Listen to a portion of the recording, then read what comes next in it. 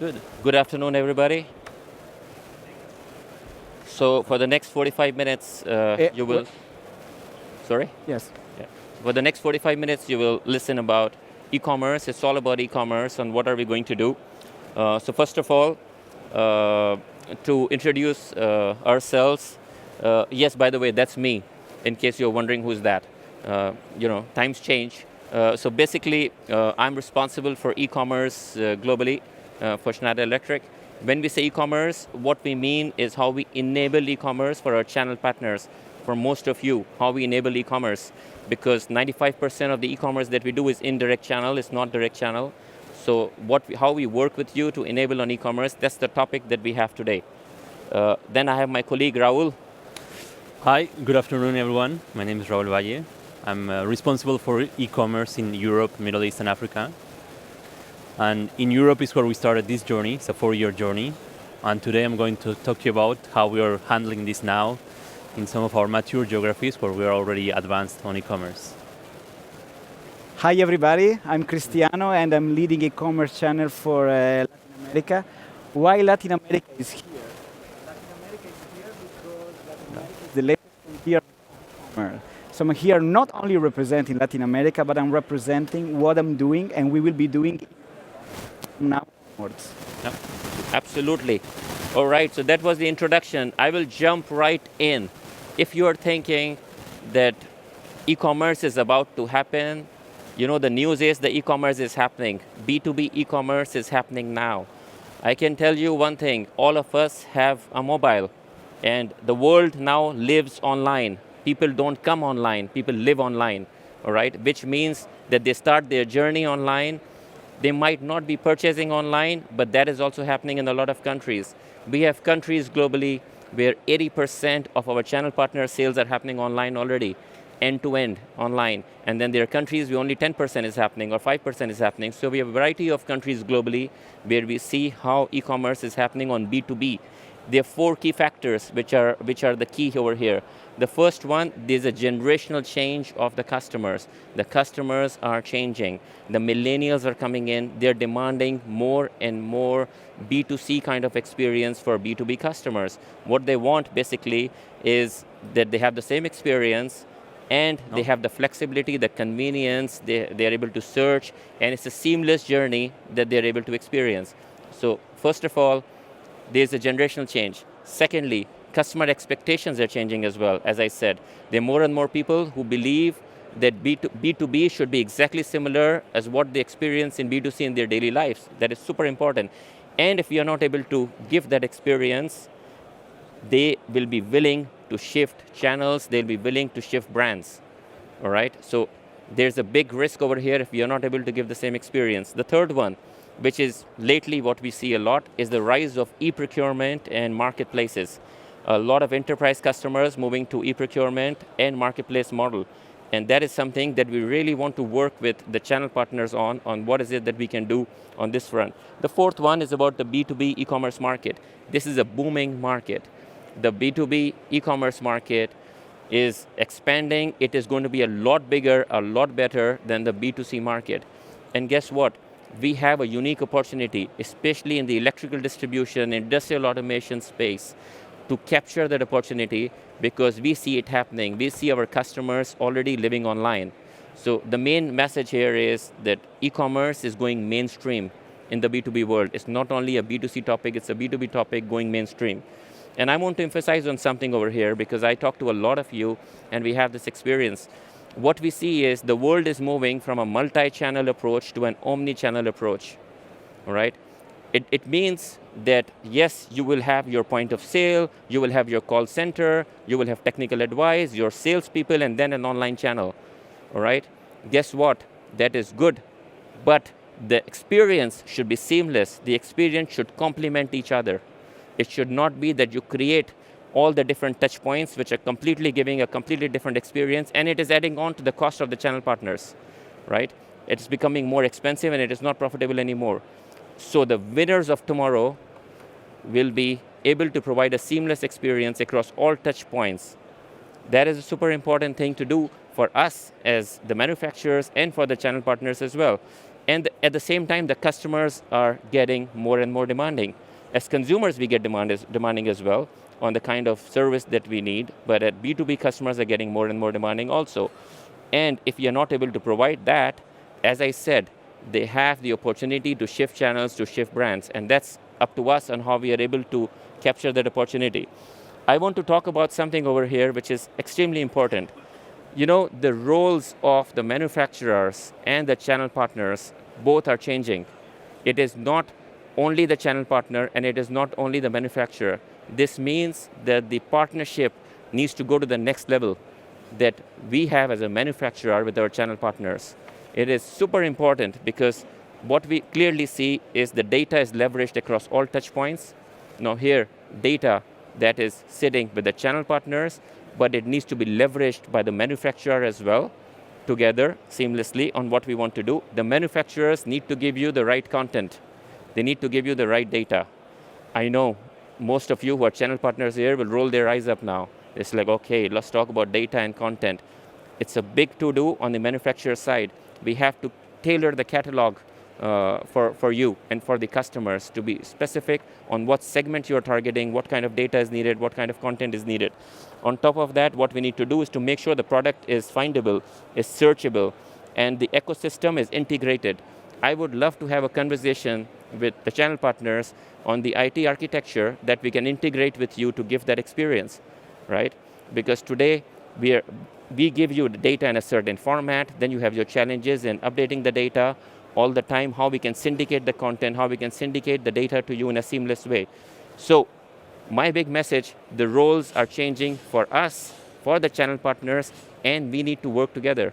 We need to work together to make sure that we are serving the customer who's getting more and more demanding. Now, the vision that we have, and I want to emphasize this, but we get a lot of questions around this, because when we say e-commerce, we say indirect e-commerce, where we are enabling the channel partners. Our vision is pretty simple. What we want to do is to provide you the best catalog and the best content. That's a big to-do on our side, to give you a best catalog, best content. We need to give you enablers, digital enablers, all right, which gives the right information for your customers at the right time when they need. We need to give you the marketing tools, clearly, big thing, digital marketing, search engine optimization, search engine marketing, selectors and configurators. At the same time, when you share the data with us, we are able to give you the analytics on that to make certain decisions at the right time. That's again something, a big topic, which takes our partnership to the next level, right? I have no interest to know the customer data of the channel partners, but it's in my interest to know how many people are looking at the products, our products, Schneider products, on the channel partners, what is the bounce rate, what is the click-through rate, and what is working, what is not working. If I'm blind to that, we will not be able to make a decision, as simple as that. So it is super important that you realize that the data sharing is moving to the next level as well. It is not where we used to be 10 years ago, and we need to wake up to that.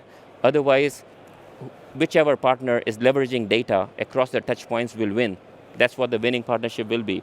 At the end, I want to say, we want to integrate more and more of our ecosystem with you. Whether we start from ERP, we talk about platforms, we talk about APIs, we talk about data layer, we want to integrate more and more with you. That's our vision. We are chasing an omni-channel vision over here, working with the channel partners to make sure that we are doing these 5 things with you seamlessly. Now, where we are, it's important because we get a question a lot of this. By the end of last year, we were at 2 billion euro sellout of indirect e-commerce selling through our channel partners. 2 billion euro for Schneider Electric, which is close to 11% of our overall Schneider Electric. As I said, it is going mainstream, all right? If I look at the transactional business of Schneider Electric, we're already at 15% of the transactional business of Schneider Electric. Here I'm talking about electrical distribution, industrial automation, and secured power, all right? And guess what?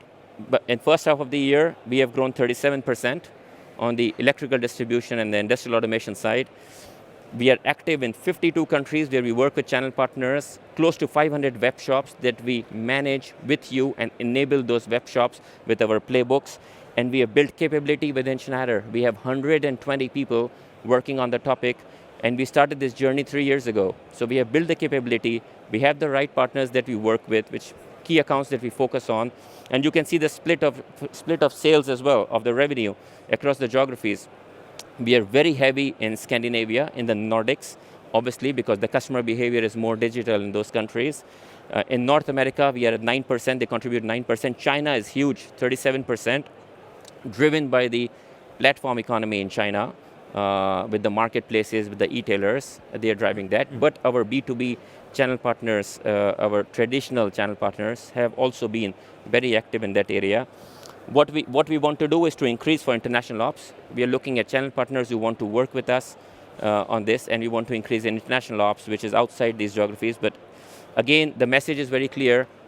Any channel partner who is not growing at 37% is really not doing the right job, in my view, and we should be growing more than that. I personally tell my bosses that we are just scratching the surface over here with 37%, because a lot of this is a shift of behavior of your customers. It is a shift of customers, right? But we want to get new customers, we want to upsell, we want to cross-sell. What we have done internally is build a central team, skilled team, and then we have country e-commerce leaders. So we have a team which is based around go-to-market and strategic accounts. So we have a team which is focused on this topic, working closely with you to put the key account plans, to make sure that we are operationalizing them in the countries. Then we have a team, we have built our global e-commerce hub in Amsterdam with a team called Digital Enablers. Basically, it's a technology and marketing team working with the channel partners to animate and bringing all the data, bringing all the content, bringing all the digital marketing and the other tools to you.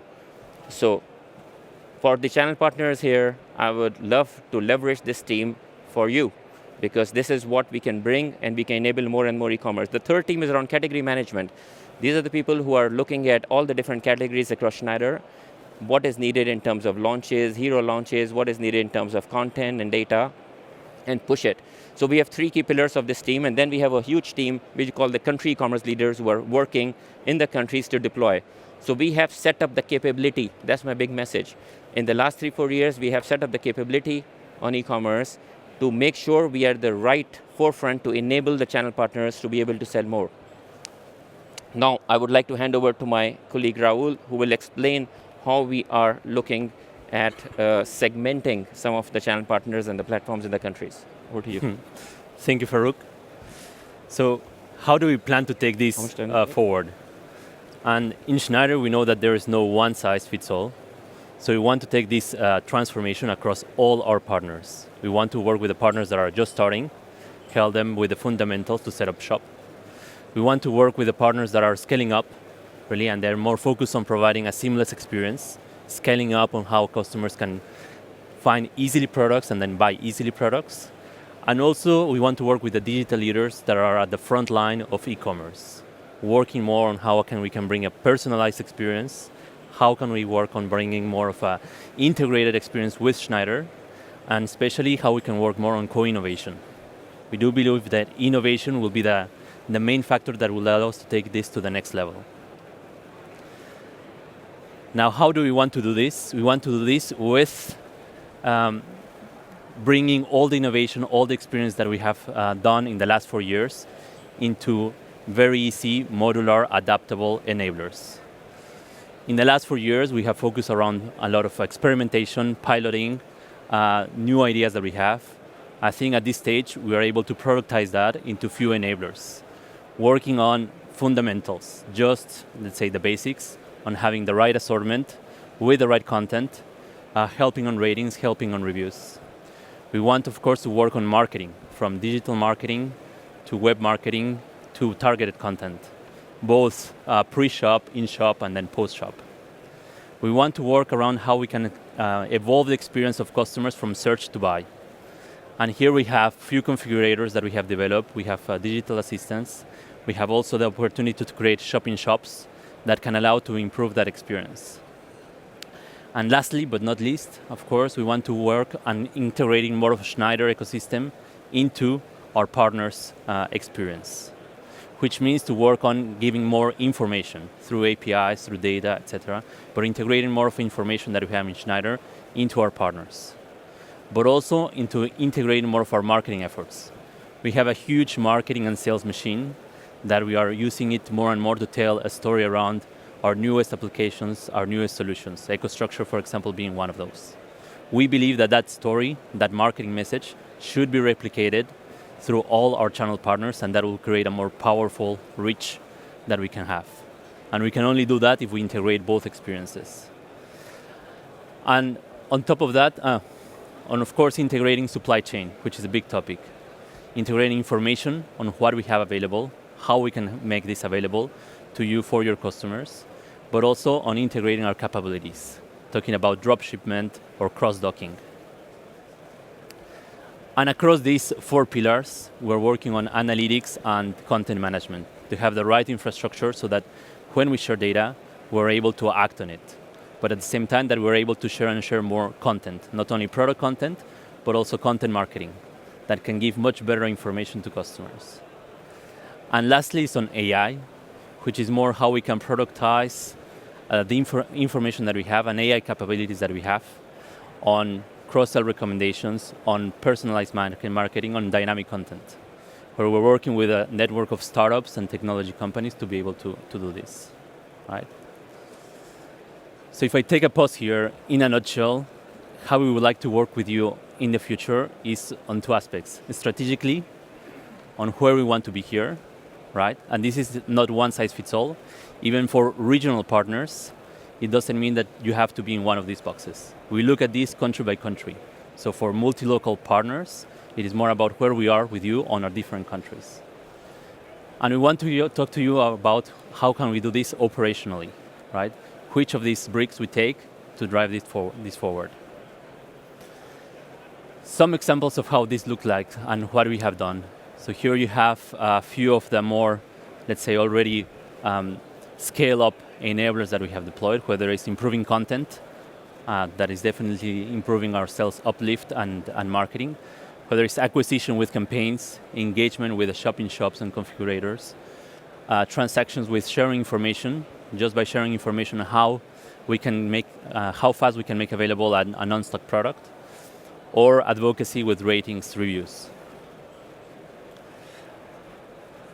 And also some examples of the innovation that we're moving to the next phase, right?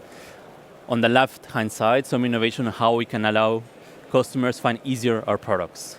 So for example, we're working with Alibaba in China on an image recognition search, which means an MRO customer, an engineer that needs to replace a part, they will take a picture with their phone, the engine will recognize the product that they are looking at, they will recommend either the replacement product or even a new technology product. They can recommend cross-sell, upsell, and make it really easy for that engineer to buy. Second is more a chatbot that we are developing, which is more about, by asking a few questions, how we can really help the customer find what they're looking for. To reduce the large catalog that we have into few questions to ask. And on the right-hand side, here is more about how we can bring hyper-personalization. Again, working with more of an AI startup on how we can use the product information that we have, but also the customer behavior that we see in the platforms to a personalized experience, whether it's a shop-in-shop, recommendation of products, tailored configurators, or personalized newsletters. And this one, we have more of an open, let's say, an open policy. We want to make sure that the data that we have is usable by partners, right? So we provide the data, and it's more from your knowledge, from what you see in your customers, to adopt the data to produce whatever is needed. So this is a little bit of how we're looking it forward and how we're doing it more in mature economies. Now I will hand over to my colleague Cristiano, who will explain us how he's doing this in Latin America, which is more a developing economy in the topic. So hi everybody. So let's talk a little bit Latin America. I joined Latin America a little bit more than 1 year ago, and I still remember, I used to be based in Asia before, and I still remember people telling me, you are crazy, you're moving from the center of the digital transformation where things are growing so fast to Latin America. It will take a lot of time for Latin America to catch up with what is going on in Europe and what is going on in North America and in Asia. But if I see how the market has been really growing in the last 12, 18 months, it's something really, really unbelievable. So here I just want to provide you some figures about Latin America compared to other new economies. For example, 64% of people in Latin America prefer to complete tasks digitally whenever they have the chance to do it. It means that 2 people out of 3, if they have the chance to complete a task digitally rather than through a traditional, let's say, approach, they would do it. And this is a higher percentage compared to what we have, for example, in Asia, that we always believe more advanced than Latin America in terms of digitization. Another interesting point for me to show you is comparing the percentage of people who search online with the percentage of people who actually buy online. Then the percentage of people in Latin America who search for products online is pretty high, 66%. If you then look at how many people actually buy the products online, this percentage drops dramatically. What does it mean? That most of the time, even if people would like to make the purchase online, they do not have the chance to do so. Most probably because the product is not listed, or there are no platforms at all where they can buy. So there is a huge opportunity for us to crack this market. Needless to say, e-commerce is growing pretty fast in Latin America, as it is growing also around all the world. We have expectation for the B2b plus B2C e-commerce in Latin America to reach around $1 trillion by 2025. And almost every country in the region will be benefiting from that. So this is the right moment. We need to act quickly, and we need to act now. Here, I just wanted to mention some of the key drivers of the growth and some of what used to be disablers for e-commerce that are being overcome and that are facilitating the growth that we are seeing today. First of all, mobile. Around 40% of the transactions online in Latin America are happening through mobile. And this is something that we need to take into consideration when we launch a platform. We can launch either directly a mobile platform, or we need to do something which is mobile responsive. It's something really, really unique to new economies. Second thing, social media. In Latin America, people are crazy about social media. If you take, for example, Brazil, Brazil ranks in the top 3 countries globally for the usage of Facebook, WhatsApp, and one of the first for the usage of Instagram. This is not unique to Brazil. If you go to other countries in Latin America, it's exactly the same. Loyalty programs. 46% of the population in Latin America is part of a loyalty program. So sooner or later, we will need to understand how we can integrate loyalty programs into e-commerce, or how we can take advantage of what is already going on in loyalty programs and try to convert this into sales. In-store relationship. Relationships are extremely important in Latin America. But if a few years ago, everything was happening only offline, now people are really requesting to have an interaction omni-channel. So people can look for products online, they may go and buy offline, or vice versa. They may go and touch the products, see the products in the store, but they may want to have the possibility to purchase that product online. Online payments. A few years ago, there were 3 issues in Latin America. Very low bankability, not everybody was having a bank account. Low penetration of credit cards, and payments were not safe. In the last few years, we have seen a proliferation of e-wallets, and now purchasing online in Latin America is as safe as in Europe, I can guarantee you that. Logistics. Latin America is very big.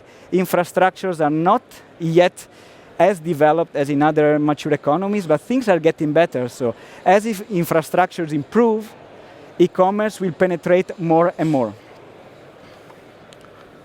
Here, a little bit of overview about what's going on in electrical distribution in Latin America.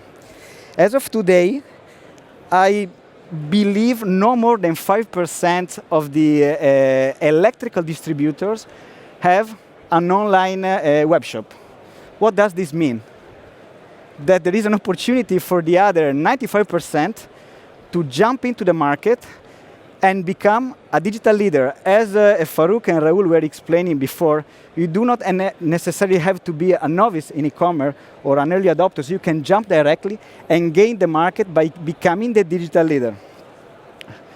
DIY digital players, really relevant to us, more digitized, Of course, electrical category may not be relatively as important as it is for our electrical distributors. We play with the DIY and e-tailers. It's also a good way for us to showcase our products to an audience which is different from the typical audience of an electrical distributor. And marketplaces. Marketplaces are not going to happen, are already happening. If we take the example of Mercado Libre, out of a population of 600 million inhabitants in Latin America, there are about 350 to 400 million accounts in Mercado Libre. So if you exclude, let's say, elderly and babies, basically everybody has an account in Mercado Libre. The good thing in Latin America is that we work with marketplaces through our channel partners. What does it mean? That we can work in a marketplace like Mercado Libre, partnering with our official store, partnering with our channel partners. Another thing that we want to do, we want to enable our channel partners to have their official stores in Mercado Libre, Amazon, or any other marketplace that will come up by putting our products on top of the list. So this is a priority. There is a huge traffic in a marketplace, a traffic which is around 1,000 times bigger than the traffic that happens even in the Schneider Electric website. So we need to take advantage of it. So as I mentioned, we started to work in Latin America around 12 months ago. We have tried to do the things as quick as possible in order to allow you to really win in this digital transformation. So starting from zero, we built presence in 10 markets, and we are adding more and more countries as we develop more. When I moved to Sao Paulo, I was basically the only person working on e-commerce. Now we have built a community of more than 10 people, most of them at country level, taking care of our e-commerce operations. Then around February, March, we run a project to define the e-commerce catalog, country specific. So now every country in Latin America has its own e-commerce catalog. And most importantly, we have been able to create and localize content for the full e-commerce catalog in each country. When I say content, it's not technical stuff. It's e-commerce stuff. I'm talking about, of course, titles, short description, long description with benefits, photos, 360 images, videos, and so on and so forth. Then starting from this summer, we have started to develop technology enablers in order to improve the customer journey of our customer in our partners' web shops. We have deployed commerce connectors, selectors, and configurators, and we are adding more and more. And the priority from now on is really to do marketing activation. So what we have started to do, and what I would really like to do with all of you guys in Latin America, is to work on shops in shops and official store. This is going to help us drive more traffic and also more conversion in your web shop. Just to conclude my parenthesis on Latin America, is that e-commerce is already happening. It's growing extremely fast. We at Schneider are ready to support you guys, and there is a huge opportunity for those of you guys who make this step right now. Thank you, Cristiano. Thank you. So, lastly, Cristiano explained what we do in the new economies with Latin America as an example. Raul spoke about our playbook and how we're looking at segmentation and what we do in the mature economies. I gave you an overview of the trends and how we look at e-commerce and how we need to raise our partnership. 5 key takeaways from our side that we need to look at. Number 1, our partnership needs to evolve. Our partnership needs to evolve as channel partners and manufacturers to the next level. Okay, in terms of the capability, I emphasize capability and how we work together. This might need a little bit of a different commercial framework as well that we need to incorporate, because we have had a partnership with a lot of channel partners for a long time. So to me, that's the first point that we need to be careful about. The second one, we believe the champions or the winners of the tomorrow will be able to provide an omni-channel experience in a seamless way. We fundamentally believe that they will be the winners of tomorrow. And we want to work with the winners of tomorrow to make sure we are able to help you to be able to get there. That's my second point. The third one, winning channel manufacturer partnership will leverage customer data. I emphasize we will need to look at data in a different way. We need to make sure that we are looking at data. We are able to leverage data as a manufacturer. You are able to leverage data across your touch points. That will enable the perfect partnership, and that will enable the customer to be satisfied. Fourth one, what we have done at Schneider Electric is build the capability. You saw what we have done. We have built some credentials. We started this journey 4 years ago. Where we are now, you see the part of our business and the growth of our business online with the channel partners. So we have built the capability clearly, and what we want to do is with the enablers organization, we want to adapt the enablers depending on different geographies, depending on the maturity of different partners. Lastly, as Cristiano said, Latin America, e-commerce is growing exponentially. We're looking for partners who want to work with us in Latin America as well and grow e-commerce for us. And obviously in the mature economies, we want to elevate our partnership. So that's what we had to say today. Now we are ready to take some questions if you have some questions. Feel free to ask questions. Normally on this topic, there are a lot more questions that come. So very happy to take questions. No, maybe we need this. You have the mic?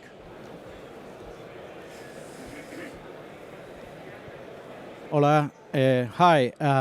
We don't Here? we don't use this. How does it? You hear me? Yes. Yes. Okay. Okay. I would like to know how do you handle pricing between different countries and in a same country against traditional distributors. Okay. Sure. I was expecting this question, first of all. You're ready. This is the fundamental question. And also against prices you can see on Alibaba, Amazon, etc. Sure. So first and foremost, within Thank the you. regulations, we don't dictate pricing. We give a recommended price. Obviously, the dynamics for the traditional wholesalers have been built on the business over the last 30, 40, 50 years. They remain the same. We don't disturb them. Most of the B2b e-commerce is happening behind the login. We need to understand that. So behind the login, they are customized pricing, right? They're special pricing by customer. We don't want to disturb that. To me, that moves on. What is happening in the marketplaces, in the DIY and the retailers, normally what we see is the pricing is at least 15 to 20% higher than what is the customized price behind the login. So we don't see that price is a disruptor today. We don't see price is the driver for the purchase today in B2B e-commerce in our category. We see the experience, the delivery, the convenience, the loyalty, the brand, all of them are the key drivers. Price is not the key driver. Now, if you ask me to predict, will it be the key driver? Could be, right? I personally come from the electronics world, from the IT world, and I've seen the disruption over there. I don't foresee that happening in this industry, at least in the short to mid-term, because the drivers are completely different. The second part of the question that you raise is around cross-border and about different countries. Yes, that could happen. That could happen. But for that, the price corridors between countries need to be much more narrower than where we are, right? Or where we could be. So to me, the topic of pricing is important, but that should not be the key driver of success on B2B e-commerce. I have seen channel partners selling at a higher price and doing a lot better on e-commerce than they do in the other model. So that's why it's always a question, it always comes up, and I have this clear belief, and I've seen with proof points, that price is not the driver for the B2B customer today, at least, and I don't see it in the short to mid-term. Is that fair? Farouk, okay. It's easy. Okay, my name is Jordi Tarrida. I work for RS Components, so we're really digital. Yes. So my question would be specifically about artificial intelligence. I mean, the use that you do of artificial intelligence afterwards, how your partners, I mean, us distributors, could benefit out of it. This would be my first question. Then there would be another question regarding blockchain and logistics. You know that there is a lot of counterfeit parts. Sorry for my English accent. Okay. Counterfeit parts that sooner or later the problem is going to be solved through blockchain. I don't know where are you on this one. And basically these are the two questions. Sure. What about big data, artificial intelligence? How can we take advantage of it as distributors? Second, solving the problem of the counterfeit parts through blockchain. Sure. Does it make sense to you? Sure, it does, absolutely. So to me, the two parts of your question, the first one, we are coming from a legacy where the sharing of data was fairly sacred, right? Between channel partners and manufacturers. In some cases, even today it is sacred, right? To me, that era is dead. We need to move to the next era where we implant artificial intelligence and machine learning on all the tools that we do. Like we should have a selector and a configurator based on machine learning. So every time somebody's using it, is throwing up a completely different configuration of the products to the customer, right? Based on what has been used. And I think we need to do more of that. And then we need to leverage the data to upsell and cross-sell. This is how you will benefit as a channel partner, and this is how we will benefit to sell more. We are looking at that level of partnership, right? Now, I can tell you my experience. When I talk about these topics with the channel partners on AI, machine learning, blockchain, there's a lot of excitement, right? It's great to talk about. But practically, nothing moves as fast as we would like it to move, right? I'm being absolutely transparent and blunt with you. I want us to move fast on this topic, because if the traditional channel partners are not moving fast on this topic, the digital leaders who are doing this in the other categories will take the leap. They will do this. So we need to work together to make sure we are taking the right steps. I fundamentally believe big data will drive the decisions.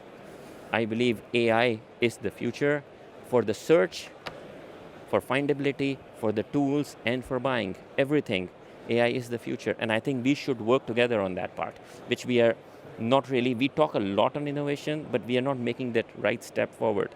Raul spoke about our partnership with Alibaba.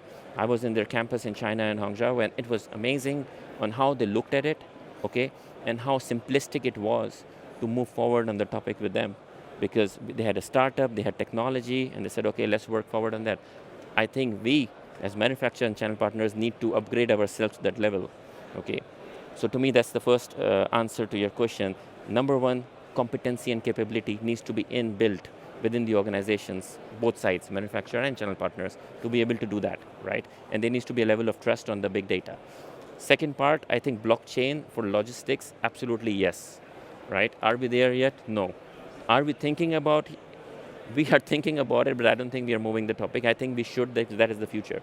But that is the level of innovation we should drive. We should not be stuck on talking about, oh, I did not get the right item data, I did not get the right picture and the right video and the right content for my catalog. I'm not saying that's not important, that's important. But let's elevate the discussion to where the future will be, so we are ready for that. That answers you? Very well. Thank you very much.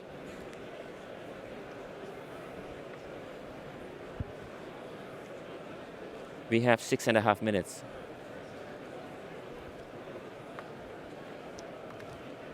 Hola.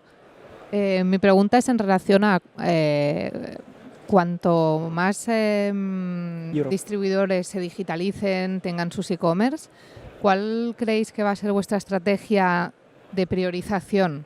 ¿No? Por ejemplo, en un marketplace como un Amazon, Alibaba, ¿con qué distribuidor o qué os va a mover trabajar más con uno o con otro? Ya sé que es un poco delicada la pregunta. Okay, so I will give an answer and you can complement, right? My simple answer is the following. There's a notion that we want to work more with a digital leader, right? No, that is wrong. Okay, I spent 85% of my time with traditional channel partners, all right? Convincing them, please, let's do something, all right? And that's my life, all right? It's great, by the way. So to me, that's what we should be doing. We should make sure our existing channel partners are raising the level, okay? One of the things that I always say to the channel partners is that you should not be sleeping well at night, clearly, because the first business to get disrupted will be yours, and second will be mine, okay? So it's in our interest to raise the bar. Now, so this is a misperception that we want to work more with the new partners. Secondly, our products are sold on marketplaces. Somebody somewhere puts it on the marketplace, right? I don't control this. But if it's on a marketplace, I want to make sure it's the right branding, the right content, and everything is there. I cannot just leave it like that. So we need to make sure that we have the right content there. So if somebody is purchasing, they're able to purchase. But I don't control the dynamics of the marketplace, okay? The dynamics of the marketplace are controlled by the player. So my answer to you, we want to upgrade our traditional channel partners. We want to make sure we are working with the digital players as well, because that upgrades both of us together. And I think it will upgrade the traditional channel partners even more because it gives competition, all right? And there are some digital leaders we should learn from, clearly, who have been in our industry for the last 10, 15 years. I don't want to name them, we all know them. They have done really well, and I think we should learn from them. Fair? You want to compliment? No, that's a good recap. Sure.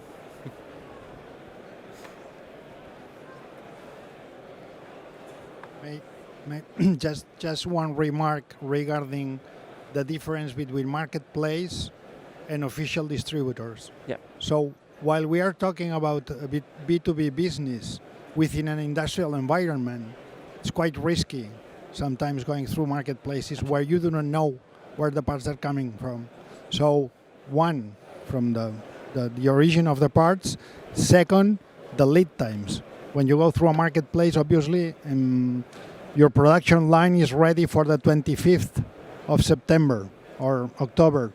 You cannot afford any delay as a purchasing manager, because you would stop the production line. Absolutely. Yes, I would like to highlight this. Absolutely. Having said that, I can tell you the digital leaders of marketplaces are adapting their business model to the traditional players, okay?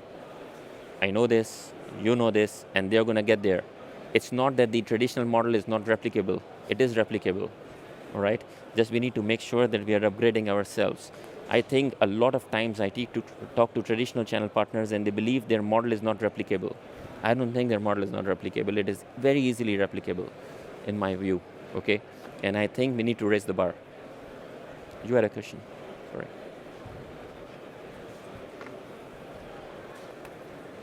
¿Qué tal? Yo vengo desde Latinoamérica, de Perú, puntualmente.